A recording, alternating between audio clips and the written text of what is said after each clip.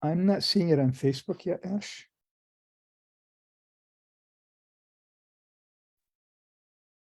We might want to give it just a second to pop up. It should be live over there on our page.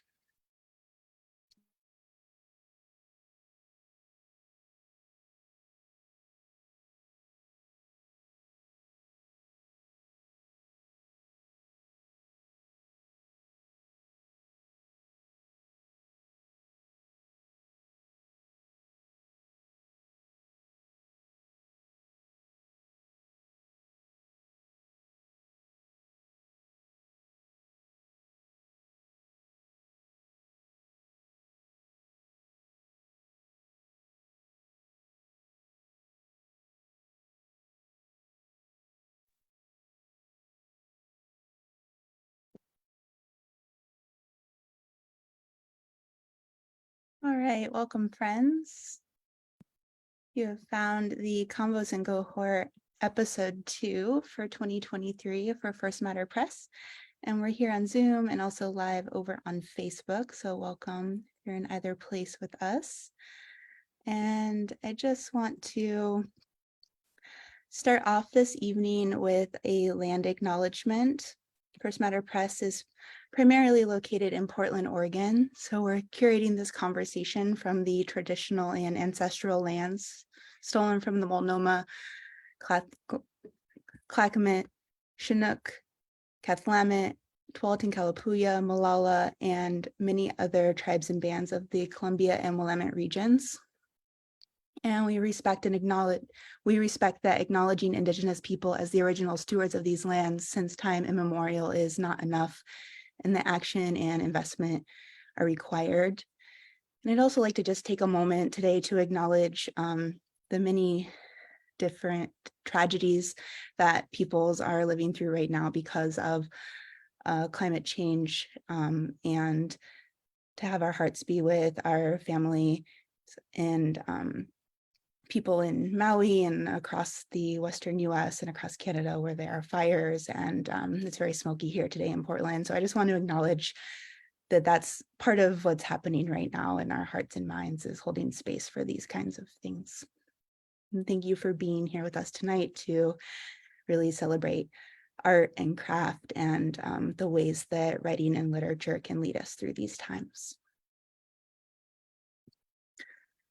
So First Matter Press is a writers collective in Portland, Oregon. We were founded in 2018 to dissolve publication barriers for first-time publishing poets and genre-expanding writers.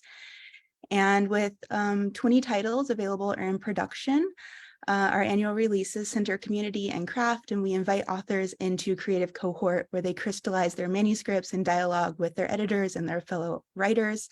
And they also collaborate with local artists on original cover art. And First Matter Press is a registered 501c3 nonprofit organization, and our authors maintain 100% of their copyrights and their sales proceeds for their published work.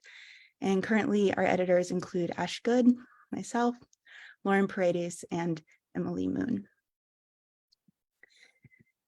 And lastly, as we open here tonight, I'd like to offer a thank you to the Regional Arts and Culture Council. RAC provided an Arts 3C grant to First Matter Press, so we're really excited to be working in collaboration with their help this year to publish these books. I'm going to hand it on over to Lauren, who will talk a little bit about Convos and Cohort.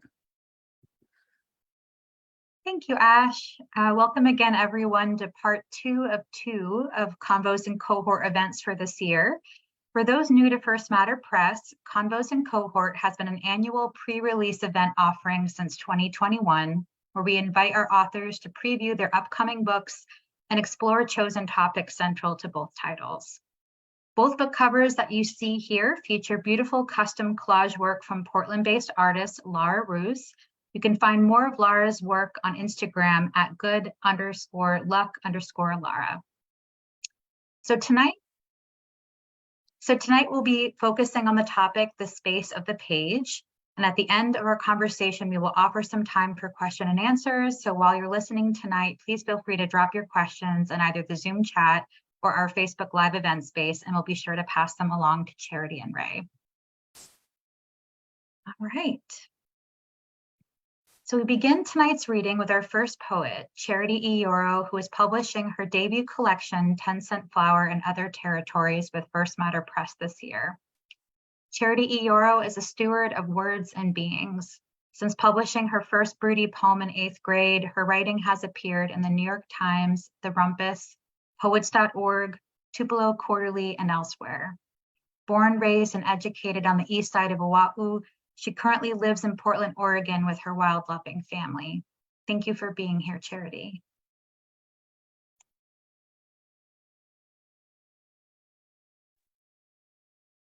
Thank you, Lauren. Thank you, editors at First Matter Press, Emily and Ash and Ray. Thank you all for being here and joining us on Zoom and on Facebook. It's really lovely to be here and to have this space, as Ash mentioned, to be in community around words and to find healing in poetry. It feels very special for me to be here tonight. I would like to dedicate this reading to my community in Maui and my family, who is my family and friends and community who are in it right now, and see you, love you, and are supporting you from the mainland. So, and I'm going to start the reading. Probably not going to be the first. A little bit of tears that I'm going to have today. Thank you for holding this space tonight, everyone. My first poem is going to be called Our Lady of Iolani. And it is, as you can see, in the shape of a crossword puzzle. Down. 1. Blank islands in the Hawaiian archipelago, not one of them named Waikiki. 2. Shipwreck, now a monument, USS blank. 5. The apostrophe that is not an apostrophe, that like so many words, the hundreds of names for wind does not translate well. 6. What tourism feels like to a local. 7. The only royal palace on U.S. soil. 8. Mauna Kea, home of the largest telescope in the northern blank. 9. Naval airfield on the bay, home to the best breaks on the east side, where the boys run from the NP, get caught stealing sunset swells. 10. The person who appears first when you Google Hawaiian monuments, Captain blank blank, 2 words. 12. C19 across, the morality of the act committed against Queen Liliuokalani and the Kanaka Maoli, as in blank, house arrest, as in stolen lands, also blank. Across. 3. Surpasses sugar and pineapple as the dominant driver of the Hawaiian economy. 4. C10 down. He was not, in fact, blank, fertility god. 8. Don't let its soft pronunciation fool you. This is no paradise. 9. Responsibility, yours and mine. 11. Leprosy, exile. 13. What tourism feels like to Hawaii. 14. Ali'i, or the blank class. 15. C10 down, he brought the gift of blank. 16. What Hawaii feels like to a tourist. 17. Pearl blank. 18. Offshore landowners. 19. The practice of greeting and welcoming, Hawaiian hospitality, how the kingdom was overthrown. With a honi honi on the cheek, slippers at the door, an invitation to stay, but not too long. Bombay, we get sent to live at the California Hotel on the 9th Isle. Key coordinates. The Okina in Hawaii is often misspelled, replaced with an easier punctuation for tourism. Speaking of displacement, don't you hate how Lono autocorrects to long, as if the erasure of another deity is necessary, illegal body navigating the unclaimed Pacific hemisphere by star, naked eye? Our streets are named after thieves. Start with Kanyohe. Start with James Cook, who centuries later, a dying language thanks for syphilis.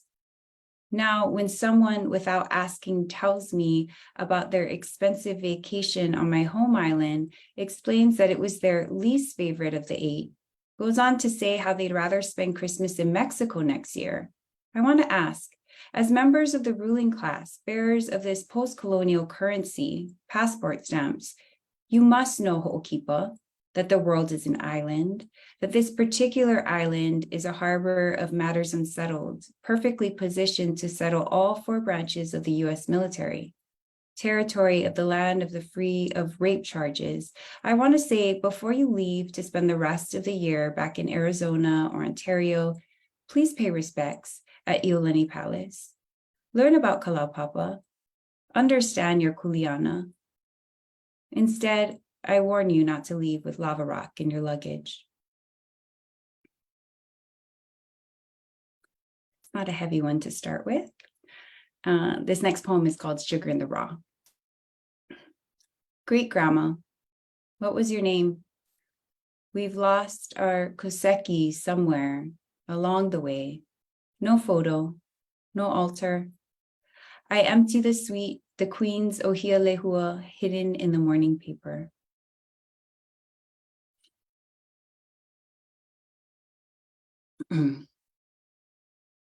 False alarm.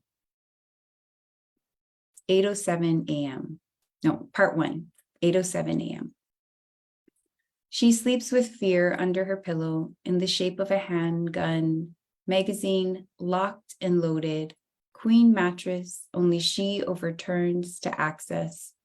It's NyQuil sometimes, wine or CBD, melatonin or trazodone, restless nonetheless, through the night, a child's sound machine drowning her anxieties. Her church screams things, speaks in tongues, while she tells me the assets are in my name should anything happen. Footnote. Too early on Saturday, January 13th, 2018, a false alarm was issued via the emergency alert system and wireless emergency alert system as a pop-up appearing below Trump's latest tweet in the occupied territory of Hawaii. Ballistic missile threat inbound to Hawaii, seek immediate shelter. This is not a drill, became the subject of many viral memes. Part 2, sequence of the end of days.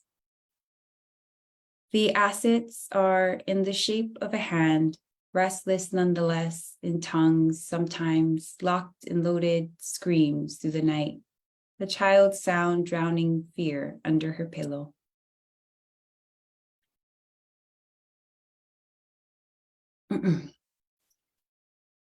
And this poem is called Rules of Negotiation. That they argue over the shade of shell pistachio, which he says is the same as the name of the tea that tastes faintly of barley. And that while they are on the subject, she says, mustard greens taste sweet. That in one lifetime, an oyster was a peace offering. That it's the season of dying, but they never know it, bears shortening their years by hours of lost sleep. That they drove 3 hours in the rain to sit in a hot tub in a hailstorm. That they walk through the whiteness, bare ass, hand in hand. That she's always hungry or cold. That when she drinks, the wine warms. But when she sees herself, crimson lips and stained teeth reflected, she realizes she likes everyone else more.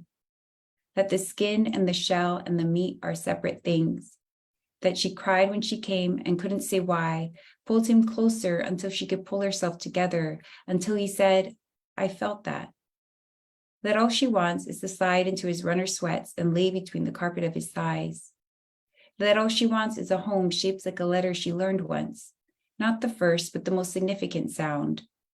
That despite herself, she lifts her arm as if to swim across the bank of snow. That she forgets most times her gestures don't translate here. That the navigation will lie, that the flurries will melt wet, that the tires are afraid of losing what they think they have captured between their creases, that love is sometimes traction, that the passage through suspended snow ornaments can be consolation, that consolation can be celebration, and that celebration can be silence, that the seasons may fade into each other without warning, and that the thawing can be startling, a red bulb that pops up to alert them they are not there yet, that she howls at the moon and a song she wasn't prepared to hear rose in response.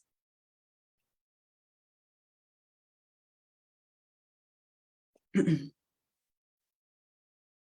this is an untitled poem. Where does it hurt? You arrived parting the red curtain, blood bucketing the sterile plastic tarp, abrupt vacancy. Neither of us cried.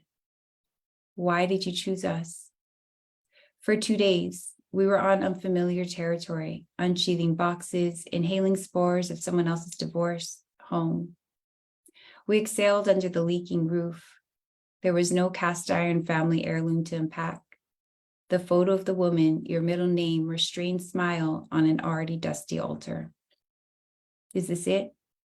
Yes, I remember the unforgiving fluorescents, the floor recircled like they commanded for fear they would turn us back. I lowered my head past the nurse's station, the one who smirked, you can't handle this, the midwife who never came. Was it your shame? Your name on my tongue descending? Were you surprised? Everyone but us. Would you, for you, again, my protection, with my deliverance? And what of the secrets? I tried to do it bare, to be fully there, 10 centimeters and swift. My insides flooded the room, sudden soft belly, spilling numb joy, chapped, uncertain lips. I smiled at that bitch as she patted my arm. I swear next time I'll do better, but I can't think about next time while I'm still crying about this one. Today it's snowing and I'm excited to show you.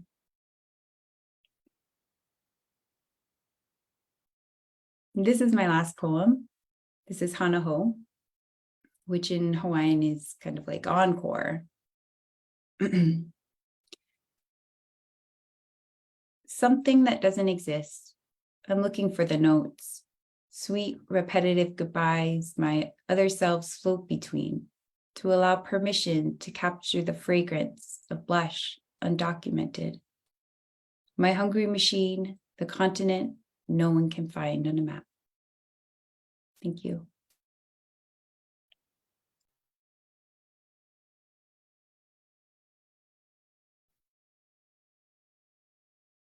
Thank you, Charity, for that sharing.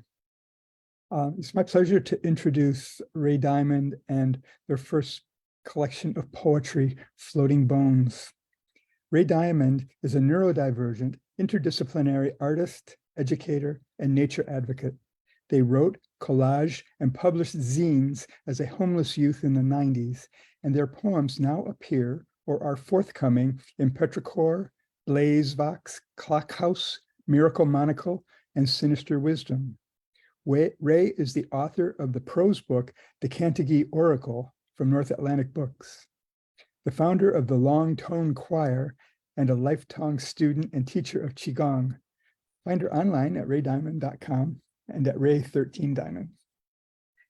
Welcome, Ray.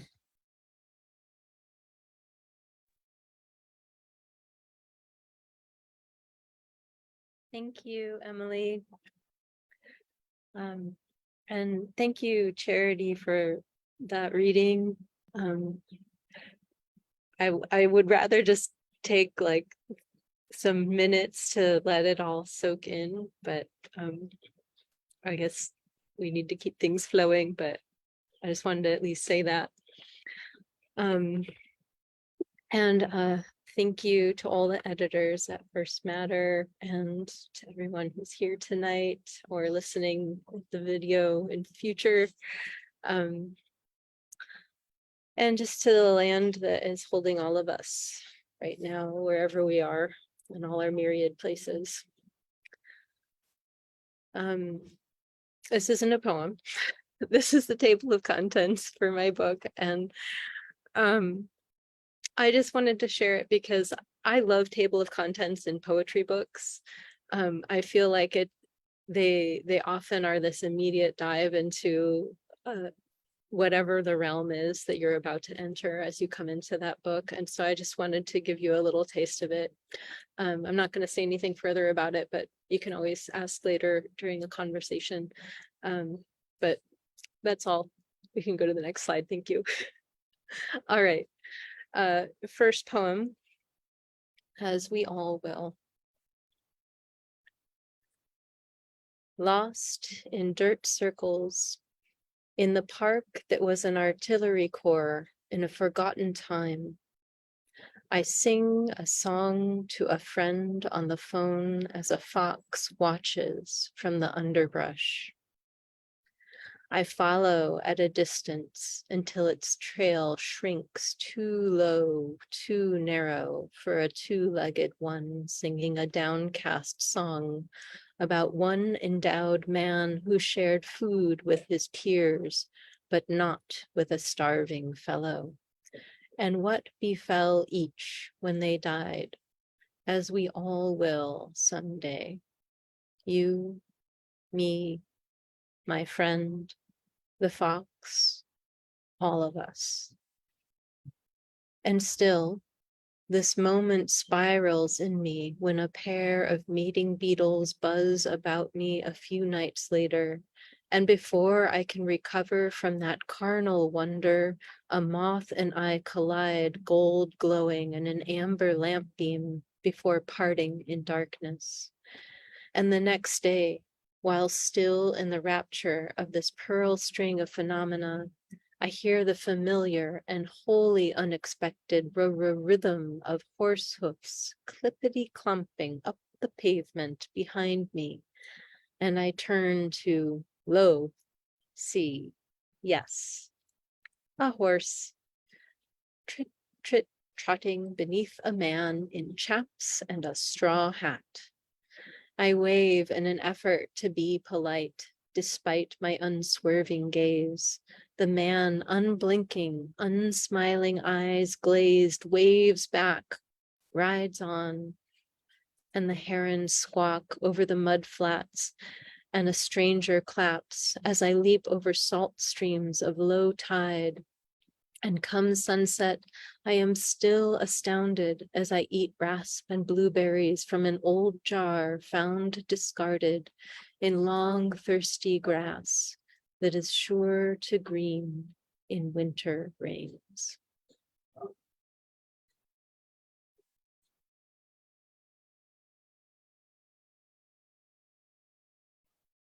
Applause for the alone. Stripped spine of a gull feather echoes sky, the color of crumbling shale. Above moist earth, receiving then resisting feet, stepping on tree seeds. Cedars flank this trajectory in dark green memory, creamed with the slow rush of gusts that touch only moon-kissed tips. A low sound in a high space.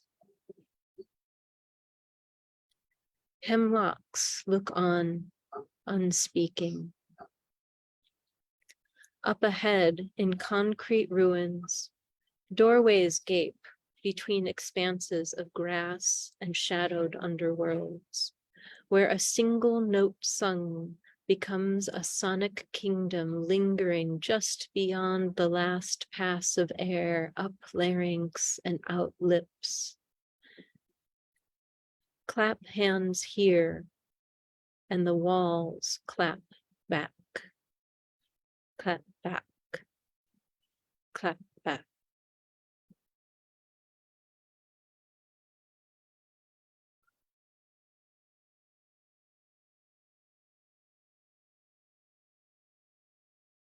Enchanted telephone.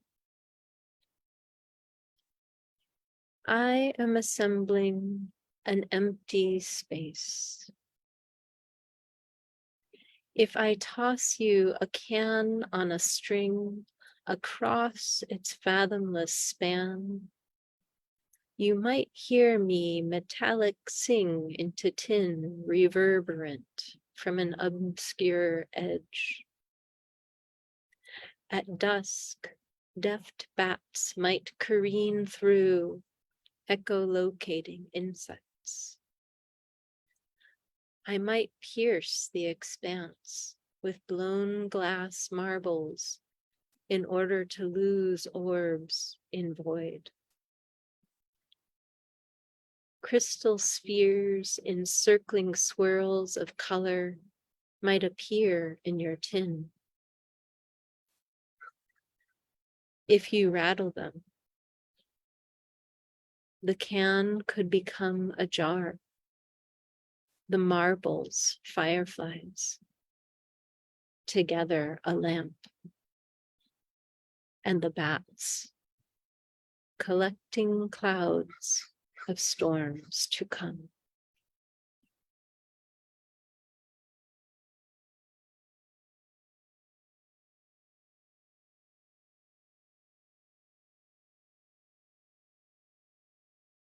I will say before I read this one, this is the most sonic focused poem of probably the whole book, but certainly of tonight's reading.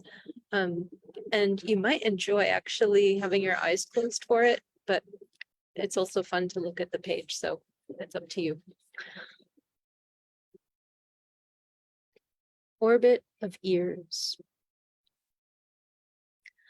Tender lap of inlet, water polyrhythmic against tethered docks and moored boats.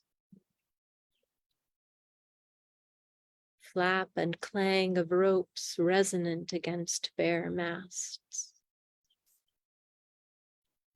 Curmudgeon squonks of the heron who owns the sand spit trilling gulls inhabit without possessing.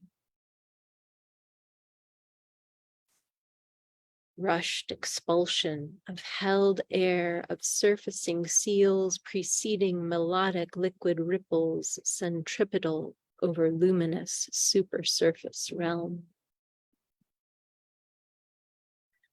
Feet step, hollow taps on wood, distant thunder rolls on metal, protracted crunch on stones, press, snap, crack on dry roadside weeds not yet softened by autumn rains. Passed by rush rumbles of motor-driven vehicles. Passing by swish twig snaps of startled beings unseen in undergrowth.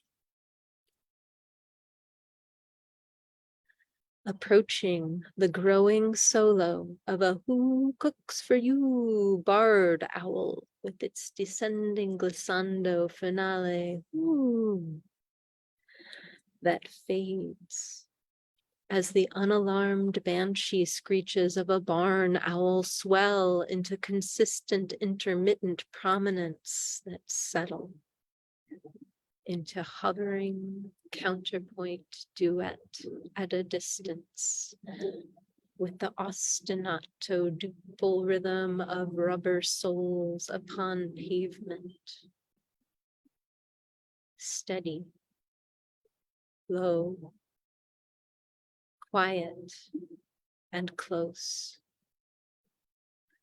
Continuing until weighted rubber hits stone steps, then wood deck, then ceases. As metal jangle of keys, preludes roll and clunk of turning turned lock.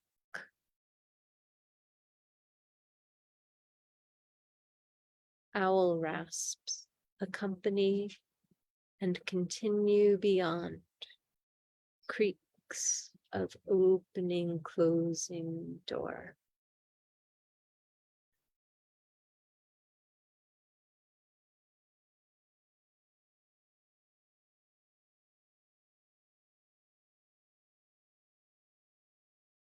Nucleus of zero. There is an aperture I open, step through, become the sky. Evening's blue and pink embrace of plastic flamingos overlooking tangles of garden as the sun and Olympics meet. The space where manic moth wings rise papery, where round antlers of deer emerge, covered in velvet, then extend, sharpen, harden into branches of animate spears.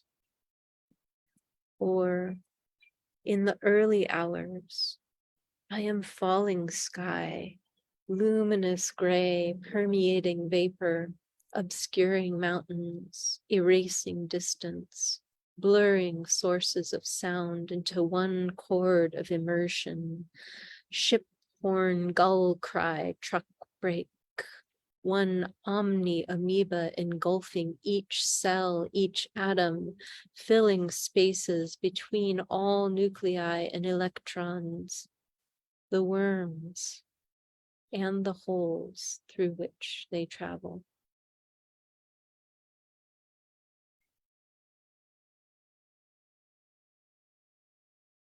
And this is my last poem of the night. Ashes, ashes, we all. Spill epic and angular rays of rising sun from an aperture in a cloud early today. And yesterday, an eyeless fish head peers into some beyond sight on a dock downing and upping in the wakes of kayaks and fog-hooting ferries. Beside creosote ooze frozen in time. Sticky, dark rivulets forever drip, but never quite fall into the sea.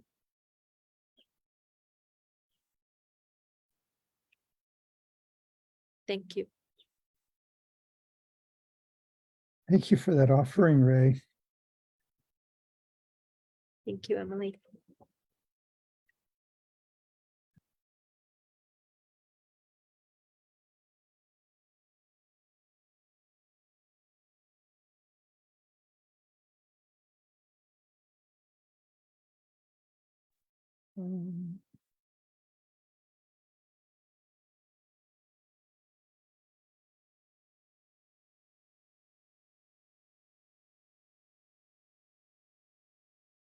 Okay, thank you so much, Ray and Charity, for your beautiful readings. We will now begin our conversation portion of the evening. As a reminder to the audience, if you have any questions that come up while the authors are talking, feel free to drop them in the chat here or on Facebook. And we'll make sure to share them following the convo. And to kick us off, Charity and Ray, like our first Convos event topic on place, this one about space and form seems kindred to both of your collections. And I'll kick us off by asking you, how intrinsic is form to your craft? Let's see where that leads us.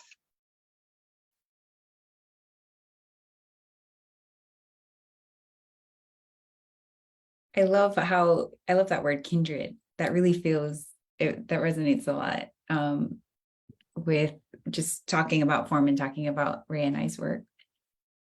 I don't consider myself as much of a visual artist as I think Ray you might, but I do enjoy just like using form as a constraint or as like a container to play with and to see how the shapes play on the page. And I tried to bring poems tonight that sort of subverted some of the more traditional forms. But there are poems in my collection that have more the more rigid constraints, from a craft perspective. But I kind of like just fucking it up, and just like like subvert, like using a form and like kind of subverting it. I was also thinking about this question as I had a conversation with a friend of mine recently. They're also a really talented writer and poet, Consuelo Wise, and they have a poetry book coming out next year, actually, through Omnidon.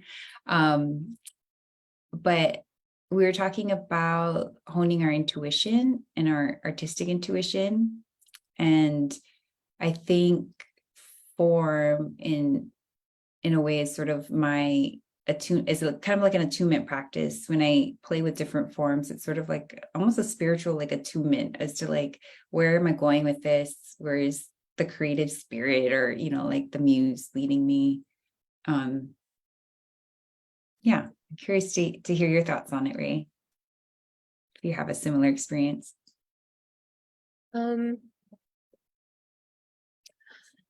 Yeah, I think for me,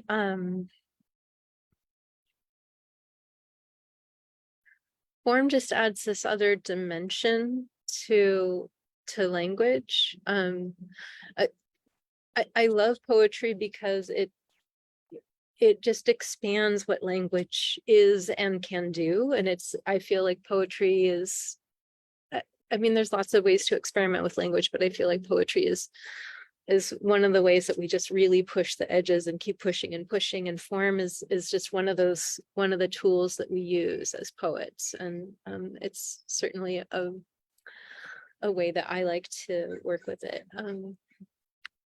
I love the way form gives an immediate experience to the reader, because language takes time, to read a whole poem, to get the whole meaning of the poem, you have to read it sometimes many times and slowly and out loud and then to yourself. And but when you have the visual element of a form, then the reader gets this immediate experience the way you do when you see any kind of image, where there's like a kind of gut instinct. And I love that's a tool that you can use. So I've always been drawn to it ever since I first started seeing that you could do that, that you could play with where words are on the page. And I don't even remember what my first exposure to that was, but I just jumped on it and I can't remember a time without it now.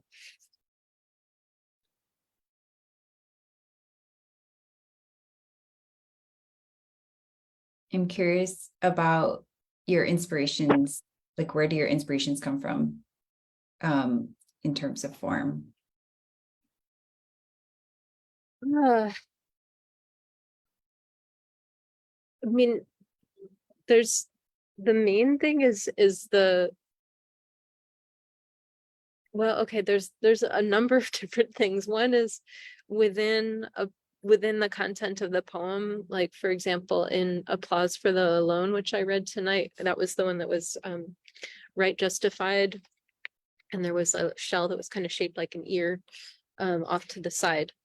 And that one, there's talk of cedars, which are these tall trees that are they have this vertical feel to them. And then it begins with the strip spine of a gull feather. And so that form to me was this way of expressing those vertical imagery that was within the poem. So sometimes it's just like the imagery that's within inspires the form. Other times I just start playing around with things and I just create a form that I then work with. And then that can be the inspiration for actual language. And then I would say I have a writing partner that we've written together like almost every week for like years now. And so we really have influenced each other. And so the way that she spaces certain poems, I would say for tonight, Orbit of Ears was it's not quite how she does it, but it certainly was inspired by just we're just so immersed in each other's work, and I've seen how we've like informed. So, and then also the other place that I've gotten some nice ideas from is my favorite journal is the Fairy Tale Review. And I couldn't tell you like a specific poet, but there's just like they really pick very experimental work. I just love their curation, and I've just seen so many things that I'm like, ooh, I'll try that. You know, like I want to take a piece of that and add it to what I do. So I would say that's probably the gamut for me. What about you?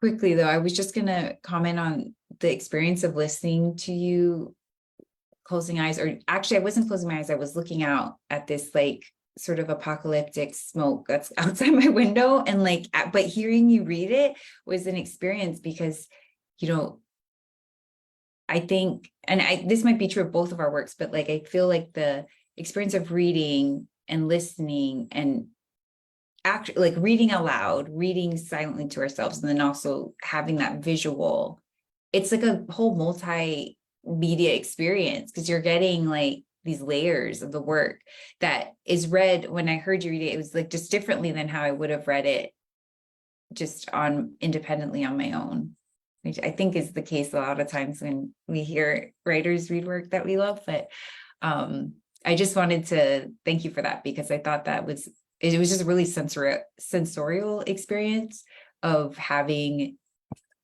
like just removing the actual visual for me.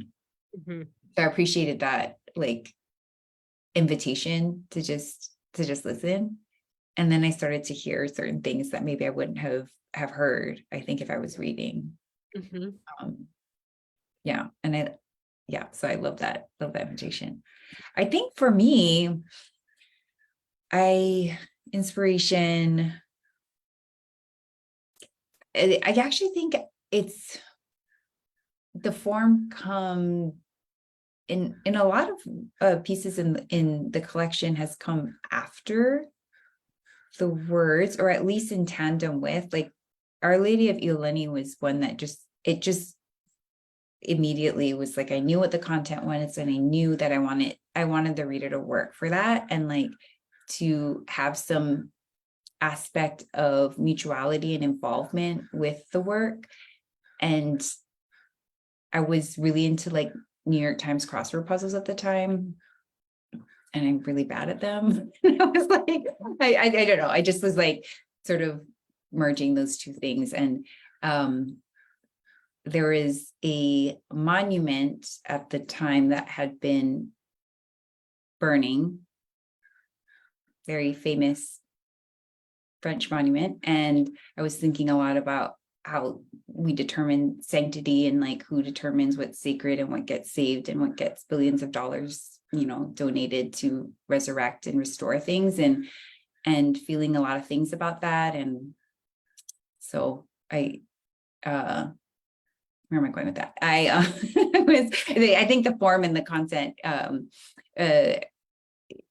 were sort of both occupying both parts of my brain at that time. But I think a lot about musicians. I think, and we'll probably talk more about this in the discussion, but musicians have played a huge part of my inspiration of form, and at least how I read things, whether or not it appears that way on the page, but just like how cadence and like the pace in which I'm reading. And I hear a lot of musicality and sonic in your writing as well, Ray, where it's like there is this other ear, like this, and whether it's sometimes it's not even conscious. Sometimes, at least for me, it feels like like the second nature. And then in workshops, someone say, "Oh yeah, this this is like a song lyric," or it has this sonic quality to it. It's oh, I didn't even think about that. Yeah. I guess that's how music sort of, I would say music is one of the mediums that's intersecting with my poetry. But what are some, I love this question, so I'm going to read it as it is on the page. But is there other media that is sitting alongside your poetry? I really love that question. Yeah. I will answer that, but I wanted to say, like, respond to a couple things first. I loved hearing your work alongside reading it. It really makes it come so much more alive for me. And I had that similar experience of like, wow, this just became so much more multi-dimensional.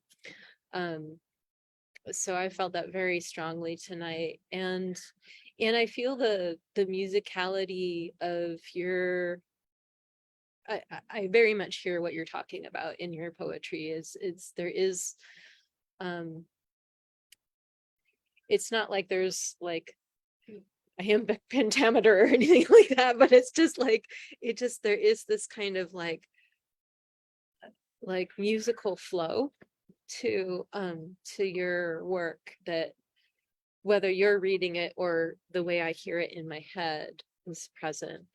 But I would say that the one dimension that gets added is, I feel like there's another emotional quality that comes when I hear your voice reading, and that might be partly because of what's happening right now, and just like it was very striking. That was why I was like, I don't want to just read right now. Like, I want to sit with that. So I wanted to thank you for just, conveying that. It's powerful. Okay, and then the question you asked. So yeah, I mean, I am an interdisciplinary artist, and so I work very deeply in many different media, and they've I've been doing it so many decades that they're all intertwining more and more. And so there's a very strong sonic component for me. So for many years I've worked with experimental vocals as a medium, and composing in that medium, and minimalist compositions. And so that really informs not just how the poems sound, but also the structure, because I'm thinking of music composition and in that minimalist style, where there's the thing about minimalist composition is that there's many simple ideas that when they get put together, it creates this complex, polyrhythmic, layered experience that is far more complex than one could puzzle out if you like planned it, And so I think that that's just sort of how I started thinking just generally. And so that comes into that like multi-layer approach comes into my poetry, where there's many layers of like, you can read it in like several different ways. There's like many poems within each of the poems. And so that's one way, where there's like this kind of course, so with the experimental vocals, like all of that, like like internal alliteration, and all of that's from me spending hours doing that with my mouth, and I'm very interested in the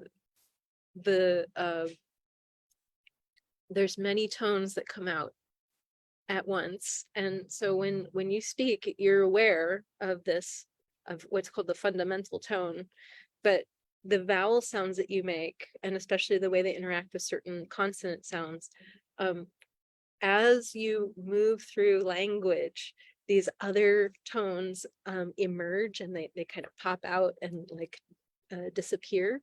And so I really like playing with that. It's like these subtle things that I think most of us aren't aware of on a conscious level, but it's impacting us on this subtler level. I'm sorry if I'm like geeking out, going too far with all of this. And then of course there's the visual element that I think we've sort of already touched on the form. So that's me. Please geek out. It's super interesting. And also your collection goes more in detail, I think, with all of this. It's really fascinating. So thank you. And so this isn't a question that I thought of that I don't know if you want to speak to, but like the function of the different like the grade, like the gradient words. And I don't know if you want to speak to that or like just like how, because I noticed like how you read them with each piece were a little bit different, like they function differently. And I guess the larger question is like how it fits into the greater form in the book, but you can also just speak to that question. But I wanted to add that element about the gradient words, because I think that's like super interesting about your manuscript. Thank you. Yeah, those that was part of my whole like how many poems can I make in one poem experiment.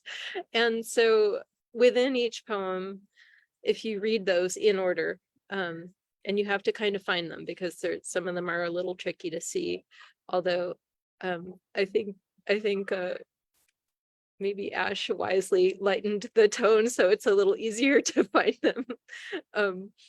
I had it way more subtle, but I think it was a wise choice to make them a more different shade. But anyways, if you read just those grayed out words, then there's another mini poem. And then all of those together make a kind of greater poem at the end of the book. So that's the functionality. And very rarely do they do other things. I mean, that are intentional for me. Like you may find other things that they do, but that was as happy accidents. And except for I think the title of We Will Echolocate This Moment, that one was very intentionally constructed to be read. You'll see it. I hope I answered that question. I love the happy accidents, and I'm like would love to hear as folks move through the book, as they encounter them, like what their like questions are about those, like, oh, did you mean this? Yeah, totally. Okay, yeah, so greater form, it doesn't have to be about the words, but is there anything else you want to share, like about the greater form of the book and how it relates to like the forms of the individual poems? Yeah, so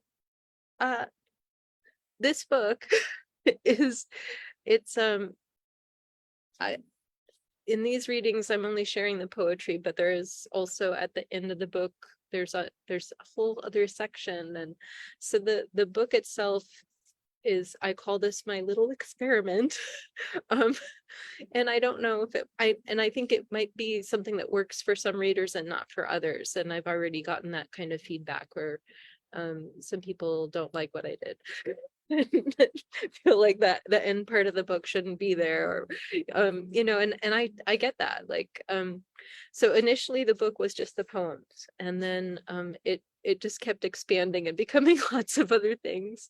And so also I will say about those grayed out words, I call the poems that you can extract from those are I call those bone poems. So I think of them as like these little skeletons within the fleshed out poem.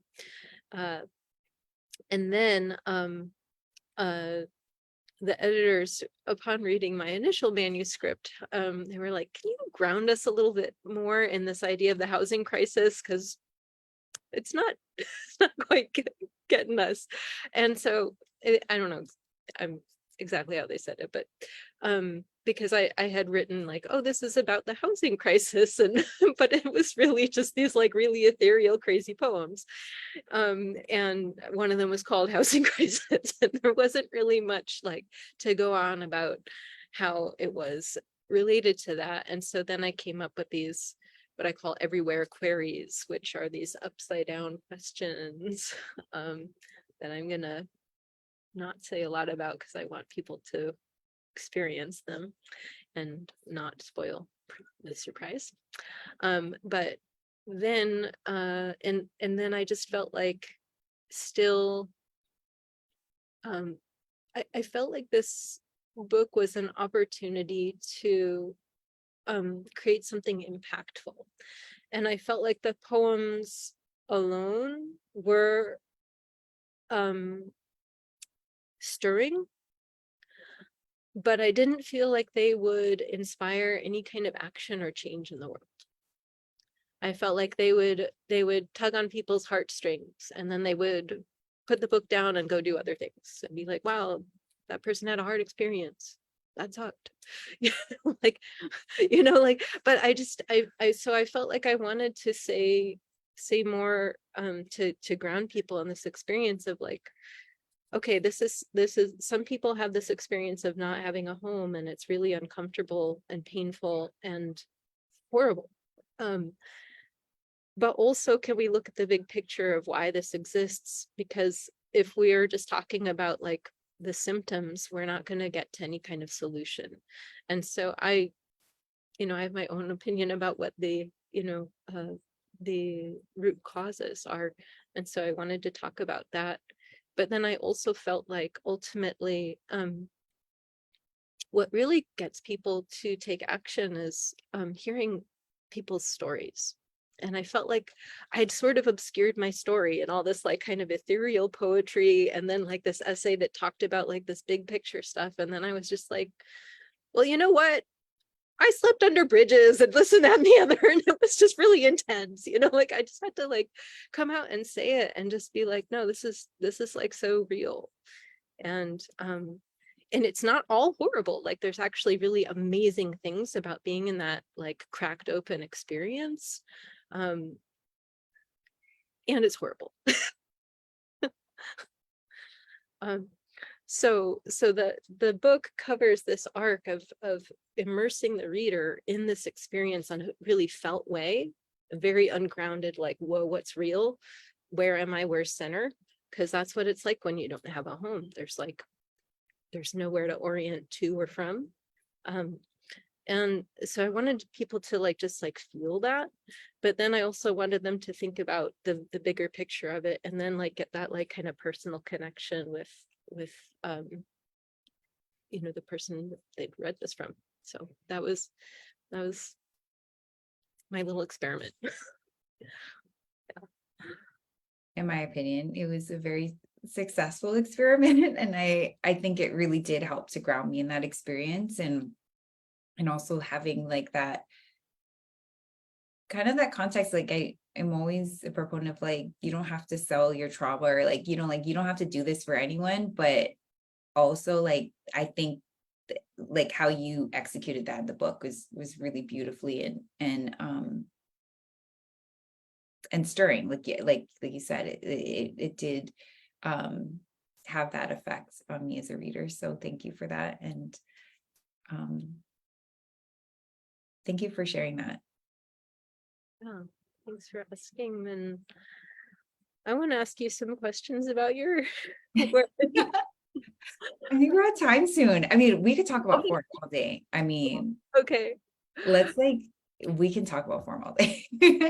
That's how rich I think both the books are in that content. Like I feel like there is so much to cover, and this is like I think we've just like barely touched the surface on this. Yeah. Okay, the one I wanted to ask about, unless it's just I don't maybe I want to ask about it just because I'm like, I don't know why it was so striking for me, but there was a poem, I'm sorry, I don't remember the title of it, but it looks like text in a book where it's like very it's what's that called? Prose poem or yeah, the prose poem. It's 2 pages. And rules of negotiation. Yes. They're right tonight. Okay, yeah. Because it's like, what I love about it is that it's so personal. Like the content is so personal, but it looks like you're reading a textbook. And I was just like, I love that juxtaposition so much. And I was just wondering if you could talk a little bit about that. Thank you. That's one of my favorite poems to read because it is so unexpected or like, and actually I had a lot of feelings about the form of it Ash did a wonderful job of conveying my intention and like hope for the poem, but I had some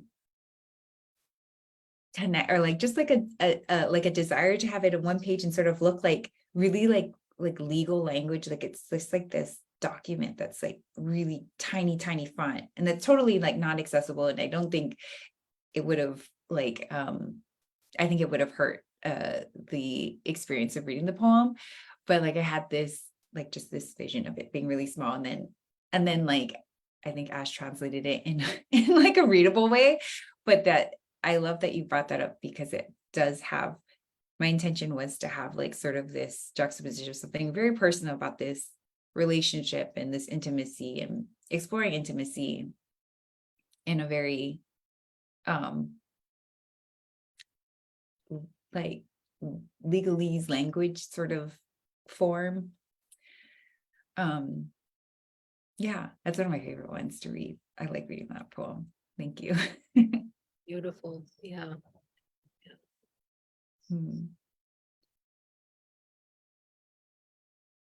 Again, we could talk all day about form, but I know that we're coming up Yeah. to our time.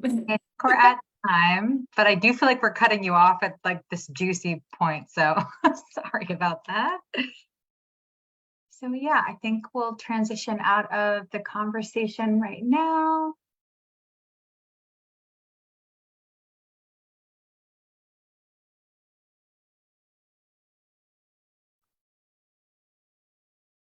And to close us out here, we just want to thank you, everyone in the Zoom and on Facebook Live, for joining us for this second Convos and Cohort, which closes us out for this year. If you like what you heard and saw tonight, we invite you to pre-order either or both titles at firstmatterpress.org in our pre-order space. And as a reminder, 100% of the proceeds do go to our authors directly, so we definitely appreciate your support. And additionally, coming up next on our event calendar, we do have a reading with 3 of our legacy authors at Belmont Books in Portland on the 24th from 7 to 8. And then after that, we have our big 2023 book launch party for Charity and Ray at Louisa in Portland on September 16th from 6 to 9. So stay up to date with details by following us on Instagram at First Matter Press and our website's event page. And thanks so much.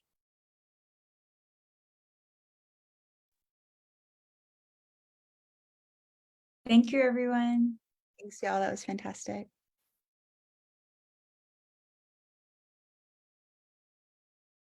Thank you.